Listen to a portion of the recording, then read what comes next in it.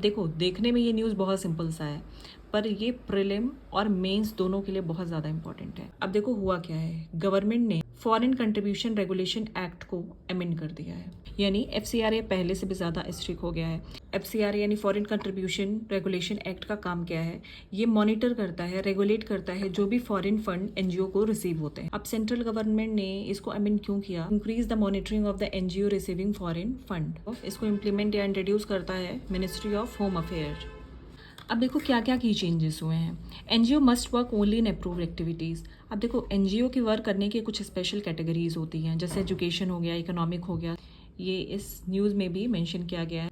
और इस अमेंडमेंट के बाद एनजीओ को जो भी फॉरेन फंड रिसीव होंगे उसका यूज़ वो अपने कैटेगरी में ही कर सकता है। सपोज दैट एनजीओ किसी एजुकेशन से रिलेटेड है तो केवल वो उसी में उस फंड का यूज़ कर सकता है। ऐसा नहीं है कि वो किसी भी एरिया में वो उस फंड का यूज़ करे, ऐसा नहीं होगा। गवर्नमेंट को ट्रांसपेरेंसी चाहिए। अब एनजीओ को रिपोर्ट करनी होगी कि वो उसकी एक्टिविटीज़ क्या है और उसका जोग्राफिकल एरिया क्या है, यानी वो किस एरिया में वर्क कर रहा है। एनजीओ को अपने वेबसाइट, सोशल मीडिया अकाउंट और पब्लिकेशन के डिटेल भी गवर्नमेंट को देने होंगे।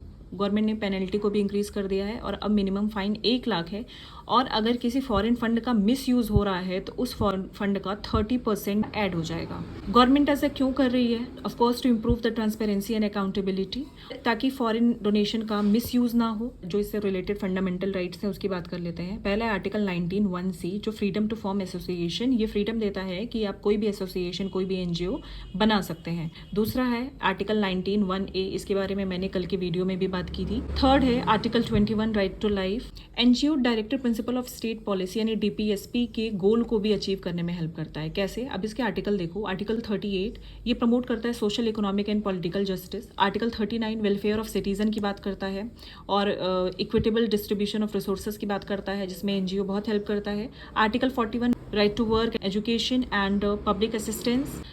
Article 47 improvement of public health, इसमें एनजीओ बहुत मेजर रोल प्ले करता है। और इसमें देखो कुछ रिलेटेड एक्ट्स भी हैं। फॉरेन कंट्रीब्यूशन रेगुलेशन एक्ट 2010, ये अमेंडमेंट उसी से रिलेटेड है। Foreign contribution regulation amendment act 2020, societies regulation act 1860, Indian trust act 1882, companies act 2013।